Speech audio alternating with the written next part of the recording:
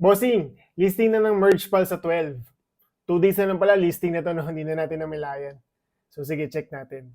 Alright, so based dito sa announcement nila, sabi nila, MergePal will be live on February 12, 2025, 8 a.m. UTC.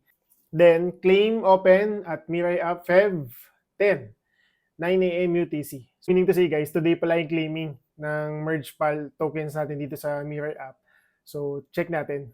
Ayan, so upon checking, so ito, actually kanina pa yan. So, naglo-load lang siya. So, possible, baka congested. Traffic ang line nila today kasi nga, dire-diretso siguro or baka sabay-sabay nag-open yung mga mag-claim ng merge tokens. So, another update, sabi niya dito, we are taking 25% of the team's token plus all-in up fees burning them forever. So, most likely, nasa 47 million na yung total burn tokens nila.